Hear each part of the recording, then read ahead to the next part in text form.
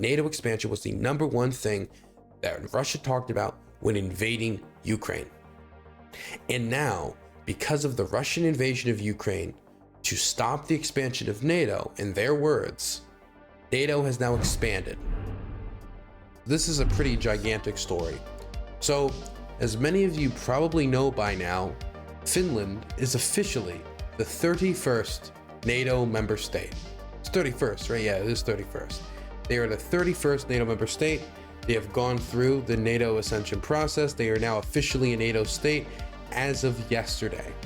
And now that they're a NATO member state, that means if Russia was to attack them, was to invade them, that all of NATO would have to come to their defense. Now, the Finnish government has put out a statement talking about their NATO membership, why they joined NATO, the motivations behind joining NATO, and I thought it might be smart to read this before we talk about what Finland brings to the alliance, what motivated Finland to join NATO in the first place, and how Russia is very, very not happy and brought this on itself, and how this Finland joining NATO defeats like half of the purpose that Russia invaded Ukraine in the first place.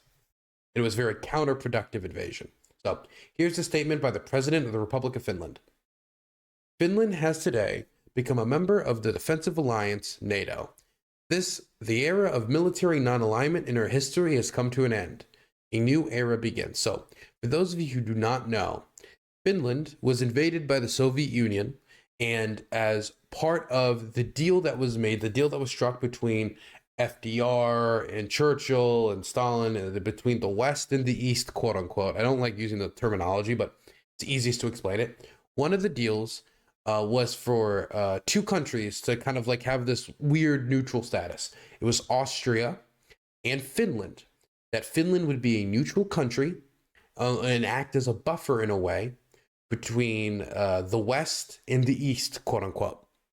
They would be neutral in exchange for the Soviet Union stopping their invasion of Finland and trying to create a Soviet Finnish state, which they had already failed to do in the past. And they probably wanted to concentrate all their efforts at the Germans at that point anyway. So it's just getting a thorn out of their side for the war effort. And so ever since then, the Finns have been neutral, and they've used this neutrality to stand up for a lot of moral causes on the international stage, and not only to stand up for a lot of moral causes, but has also made them have to be more attentive to their defense, since they're not only on the border with Russia, but they also don't have any alliance to back them up, like Estonia, Latvia, Lithuania do currently.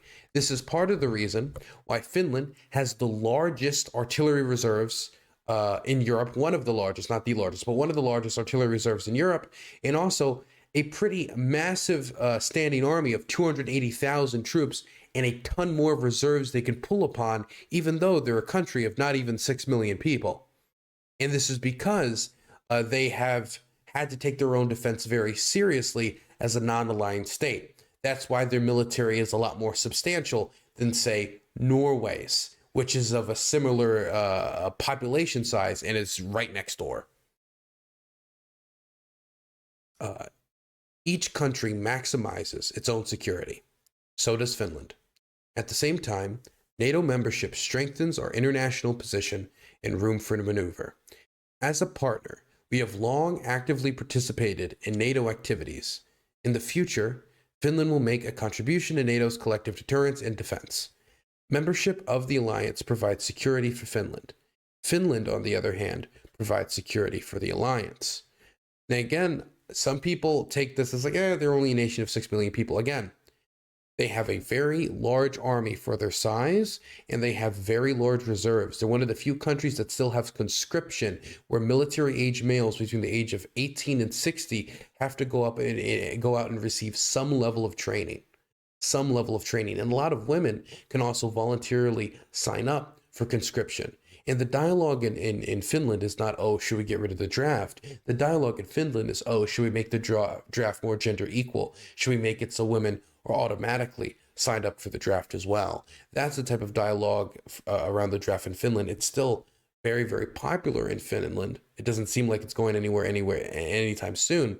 And this has allowed them to keep their neutrality for so long. It's been this robust defense. I think a lot of people assume that when you're a neutral country, that means you're like less military based. You don't have a large military, you don't have a strong army, you're just like a pacifist.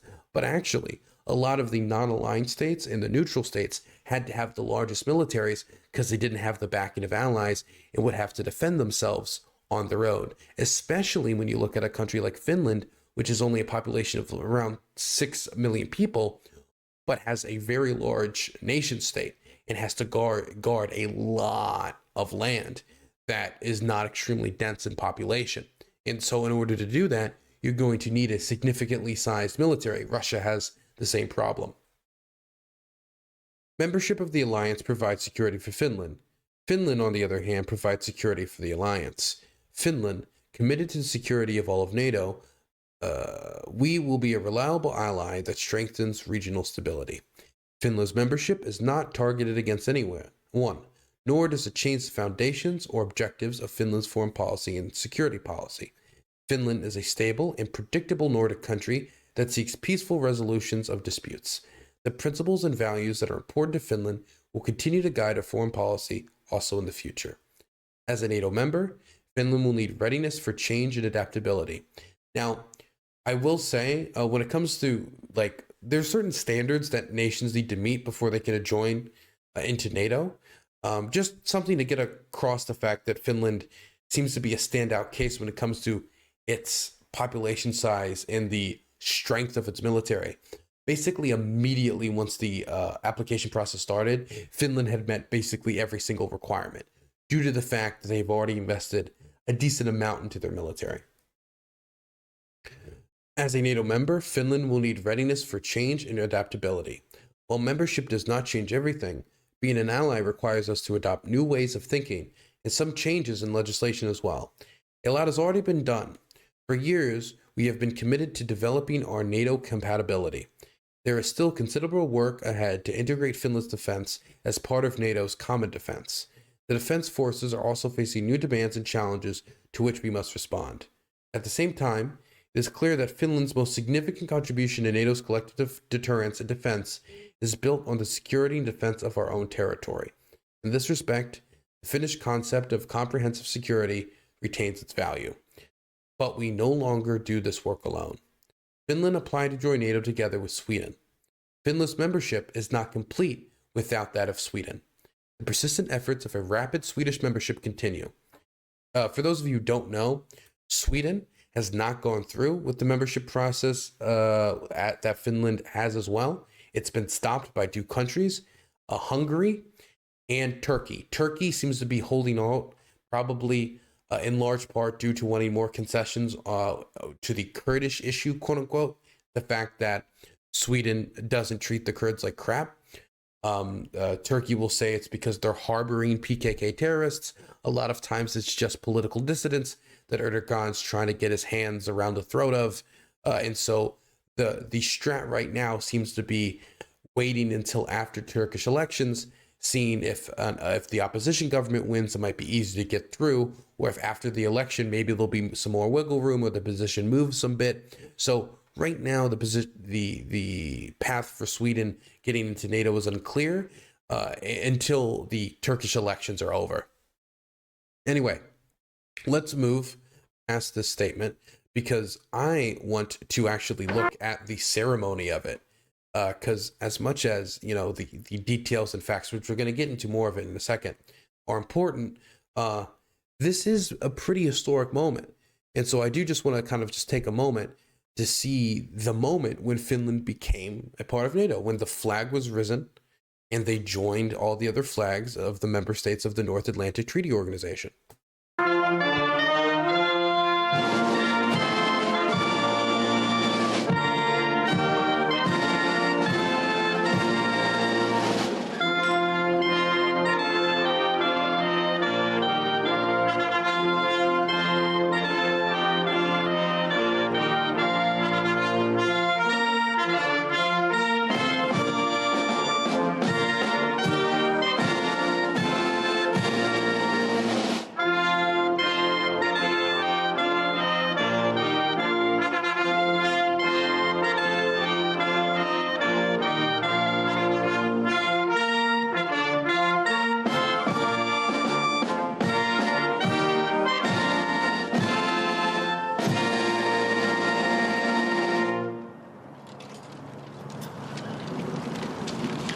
NATO hymn will now be played. Et maintenant, l'hymne de l'OTAN. NATO has a hymn? What's the hymn?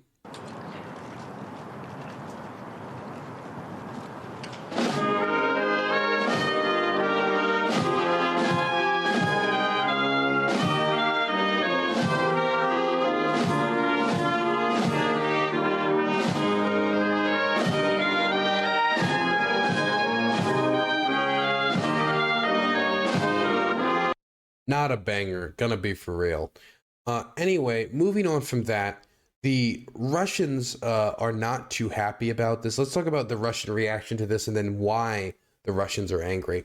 The Russians are not too happy about this. Most of their response has been generally pretty muted. They have said that they're going to be boosting their military in the Northwest in reaction to this, basically putting more troops in the area around the Finnish border.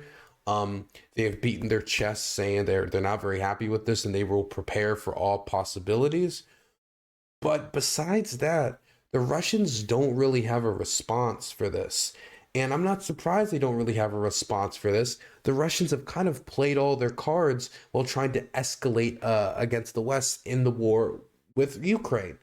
And so there's not really much they can do. I mean, even if they want to deploy large amounts of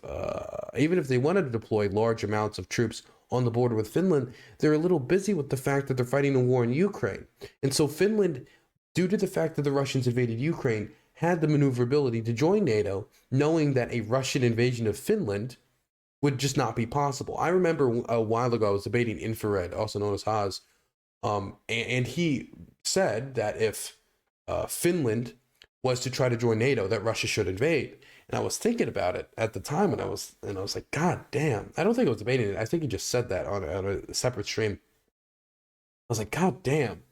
So the Russians are going to be fighting a war on two fronts. They're going to be fighting the Finns. They're going to be fighting the Ukrainians. What if Sweden tries to join? Should they invade Sweden as well? What if the Georgians during this process also announced they're joining, that they're going to try to join again, and they renounce claims to South Ossetia and Abkhazia? Of course they wouldn't do that, but let's say they would.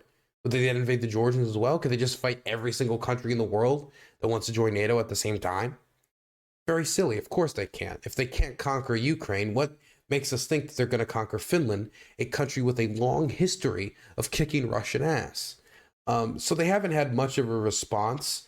I will say that they were able to get Jens Stoltenberg, who's the NATO chief, on CNN to respond to the Russian government, who did put out a few statements in reaction to that. I was hoping we could see that right now before we talk about the larger security implications, what NATO brings to the alliance, and my conclusions about all of this.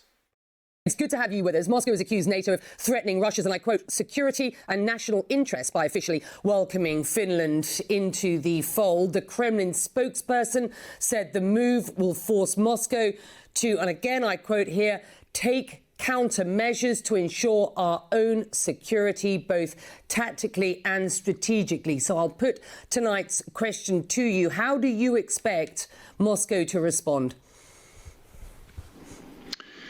Well, what we have seen is that Moscow, President Putin, has tried to deny sovereign independent nations in Europe to make their own choices, to choose their own path. That was actually the declared purpose of the invasion of Ukraine, was to prevent Ukraine from becoming a member, but also it was a declared policy from President Putin that he wanted Finland and Sweden to never become members of NATO, to close NATO's door. He's getting the exact opposite. He's getting more NATO in the eastern part of the alliance, and he's getting more NATO members, Finland and Sweden. And that's the way free democratic nations are reacting when an authoritarian power like Russia tries to control what neighbors can do and try to re-establish a sphere of influence. In the past hour or so, Vladimir Putin has said, and I quote him here, the European Union has initiated a geopolitical confrontation with Russia. Your response? This is not a confrontation, neither from the EU nor from NATO. NATO is a defensive alliance. NATO and Finland has never been and will never be a threat to Russia. It is Russia that has invaded neighbors, Georgia in 2008, Ukraine, Crimea in 2014, and then a full-fledged invasion last year. And that's the reason why countries in Europe, like Finland and Sweden, decide that they want to be part of NATO. And Finland joining NATO means that Finland is getting safer and NATO is getting stronger. And we demonstrate that NATO's door is open. It's not for Russia to decide who can be a NATO member. It's for independent democratic nations to decide. Okay, so what is Finland bringing to the alliance? How does this change the alliance? What will Russia do in response? I already answered that question. Basically nothing. And why did this happen? So first off, the main thing that Finland kind of contributes to the alliance here, I could rant on and on about their artillery systems and how there's some of the largest artillery reserves in Europe, and they have a ton of artillery systems they can use. I could go on and on about their massive reserves and the amount of people they can call upon. I can go on and on about their conscription services. I can go on and on about the professionalism of the Finnish military. I can talk about Finnish military tradition. I can talk about the F-35s they're buying. I can talk about Finland contributing to the naval power of NATO's alliance. There's a million different things I could talk about when it comes to that. But the big thing that we need to talk about is just the geography of it. But putting all that aside, all the things that would dissuade the Russians from invading Finland is now doubled due to the fact that they're within NATO, and now the Russians, if they were to invade them, they have to fight all of NATO, and Finland contributes all these things. But on top of all of this, we need to just talk about the geography of it. You can kind of see how NATO has expanded in this map slowly over time. But if you were to look at the border here between Russia and NATO, how much bigger is it now that Finland is a member? If you were to go through all the NATO states that have a border with Russia, that would be Poland and Lithuania, Latvia, and Estonia. If you don't understand how Poland has a border with Russia, it's because of Kaliningrad, the little piece of Russia above Poland and between them and the Baltics. This has about a border of, I would say, well, I don't need to guess for you, 1,215 kilometers. Now, that border has been more than doubled because the Finnish border with Russia is 1,340 kilometers. Now, the border Russia has to defend with NATO, that is directly on NATO's border, has been doubled to over 2,555 kilometers. 2,555 kilometers, adding 1,340 because of Finnish membership in NATO. The thing that fascinates me about this is not only does this put Russia in a much worse strategic overall position, but Russia invaded Ukraine in large part based on the premise, and this is the thing that they would constantly sell to the West, right? They didn't talk as much about the nationalism when talking to the West because Americans don't care about Russian nationalism. Why would I care about what was Sergei's patriotic feelings, right? They talk about two things. One, nuclear war, right? Not to justify the war, but to scare us. And the other, NATO expansion. That was justification for the invasion. It was the main justification they kept pointing to from the West, right? They talk about denazification, talk about these other things, but NATO expansion was the number one thing that Russia talked about when invading Ukraine. And now, because of the Russian invasion of Ukraine, to stop the expansion of NATO, in their words, NATO has now expanded for the first time since, when was the last time NATO expanded? When was it? I actually don't know when the last time NATO expanded, but it's been a while. It's been a while since it's expanded. And it's expanded right onto the border with Russia. Russia was trying to stop NATO expansion and stop specifically NATO expansion on the Russian border. And now, because of the Russian invasion of Ukraine, Russia has more than doubled its border with NATO and expanded NATO into not only just another country, but another relatively strong country for its size right on its border that it has a semi-hostile history with pre-World War II and during World War II. A country that could really give them a bloody nose is now backed by a bunch of other countries that could also give them an even bloodier bloody nose. So I can say officially now, with Finland joining NATO, Russia has geostrategically lost the war. It's over. Geostrategically, he's already lost on this front. That doesn't mean he couldn't still try to scrape away some type of nationalistic victory, some victory for the Kremlin. This doesn't mean that he couldn't try to find other reasons to keep fighting. For example, the annexations of large swaths of territory. We've seen the message of this invasion kind of switch over to, we need to annex Zaporozhye, Kherson, Donetsk, and Flemmy Luhansk. has donated $15. Wikipedia. Russo-Ukrainian War. Result. Strategic Russian defeat. Finland joined NATO. Exactly. Yes, exactly. This, but putting all that aside, if you believe the Russians and their assertion that the main reason they invaded, at least when talking to the West and not to a domestic audience, was to stop the expansion of NATO, this war has been a colossal and utter failure on every level, and a completely avoidable colossal failure on every level. Reminder that Ukraine was not about to join NATO when they invaded. NATO member states cannot have territorial disputes when joining the alliance. Afterwards, then it's all fair game. But during, you can. This is the same reason why Georgia, due to the territorial disputes over Ossetia and South Abkhazia, cannot join NATO. They can't join NATO because they have an active territorial dispute with Russia. And if they were allowed to join NATO while having a territorial dispute, they could possibly drag NATO directly into a war, right? And so that is why that rule is in place. And Ukraine has territorial disputes with Russia in Crimea, in Luhansk, and Donetsk.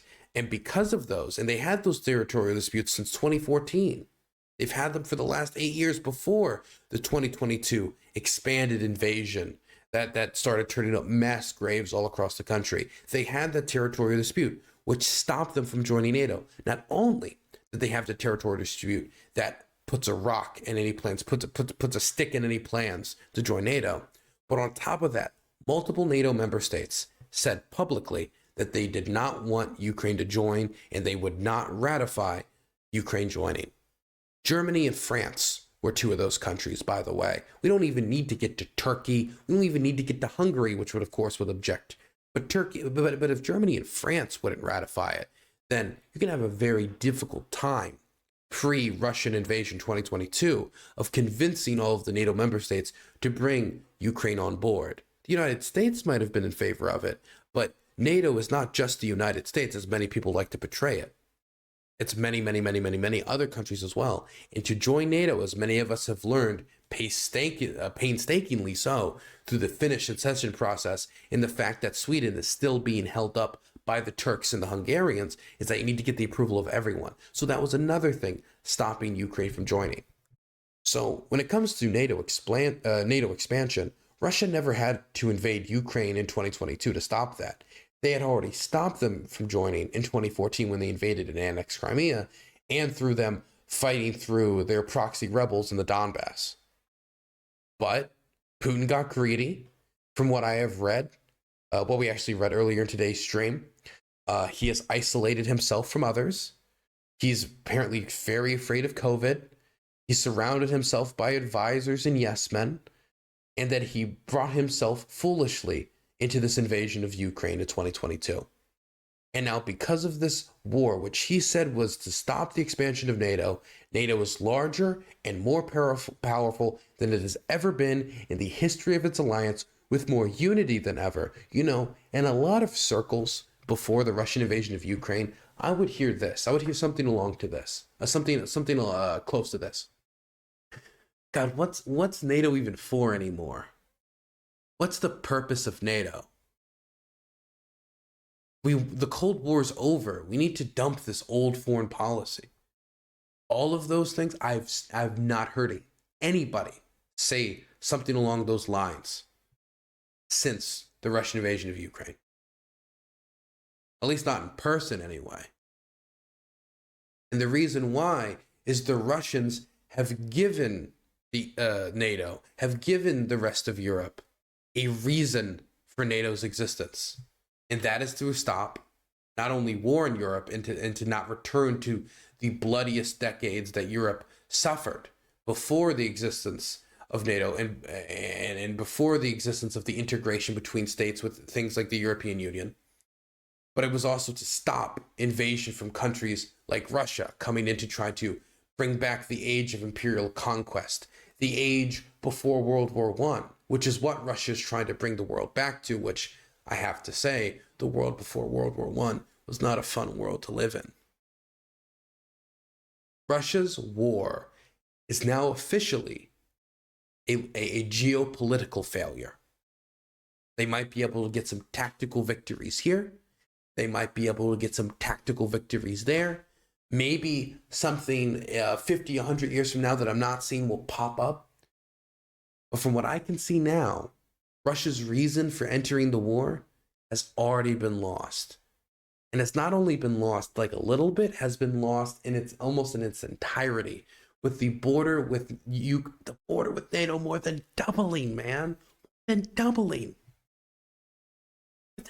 This is like I go into a meeting with the intention of slashing my budget deficit, and then I leave the meeting having doubled my budget deficit. Everybody in the world would identify that as a failure, as a business failure. This is a failure on a horrific scale for the Russian security establishment. As much as the Russians have been muted in their response, besides, we'll deploy troops and Russia strong, they're muted in their response, not because they don't care. They care very deeply about this. They're muted in the response. It's because they can't do shit. They got no cards in their pockets. They got nothing else to play. They're stretched to their limits. They can barely defend the Armenians against Azerbaijani incursions onto their territory and shelling into territory that is internationally recognized as Armenian territory. We're not even talking about Nagorno-Karabakh, which is being strangled right now by an Azerbaijani blockade, which the Russians are trying to evacuate civilians from, and they're being stopped from evacuating the elderly, women, and children. They can't even defend Armenia. How are they going to respond to the Finns joining NATO? And you want to know what's going to happen when the Swedes join NATO, be it a year from now or 2 years from now? By the way, I do need to mention this. Immediately when Finland joined, they ratified Swedish membership. They're gang, okay? They're together. They're two peas in a pod. They're not going to be able to do anything when Sweden joins NATO. They're going to be able to do nothing. They're going to not have any cards in their pocket then either. The Russians have stretched themselves too thin. And I remember earlier in this war saying that if the Russians stretch themselves too thin in Ukraine, how are they going to respond to security crisis elsewhere? What are they going to do if the security... Zagazoreth got a tier 4 subscription. Good to have a purple name again in site chat. Hey, happy to have you have a purple name. And happy to have you be a tier 4 sub. Being a tier 4 sub is like the top of our... It's like the board of directors of the CIA backers of Dylan Burns TV. We got a lot of gifters, a lot of support from Fleming today with the $15 and the 5 tier subs, the 5 tier 1 subs, and Zagasaurus with the tier 4 sub joining the elite board of directors. Look, I'm just gonna wrap this up by just saying that earlier in this war, I said that if Russia stretches themselves too thin in Ukraine, they're going to be unable to respond to security crises in other locations across the country. And at the time, I was talking about a potential Azerbaijani invasion of Armenia, which is still very much a possibility. We see the Azerbaijanis blockading Nagorno-Karabakh. We've seen that they've shelled Armenia proper as an internationally recognized Armenia, not not meaning to disregard Nagorno-Karabakh or any territorial claims on that, but what is internationally recognized as Armenian territory. That is what I was talking about. I was also possibly talking about Kazakh protests because there's been problems there recently for the Russians. But this also equally applies to Finland joining NATO. This also equally applies to Sweden joining NATO. The Russians have stretched themselves too thin. They can barely maintain the war in Ukraine. How are they going to maintain containment against NATO expansion? The Russians are their own worst enemy. They brought this on themselves. If it was not for the Russian invasion of Ukraine, Finland would not be in NATO right now. Before the Russian invasion of Ukraine, the support for joining NATO was 20 to 30%. Afterwards, it was 80%. 80%. Astronomically high number. Russia was able to take the minds of every Finnish person, snap their fingers, and overnight turn them all against Russia. Turn them all against the threat of Russian invasion. Made them all remember the Soviet invasions, and then come to the conclusion, shit, yeah, no, never alone again. Never alone again. Never alone again. And they joined, and now they're with NATO. Man, it's wild, dude. Watching history here, and the Russians are unprepared for it.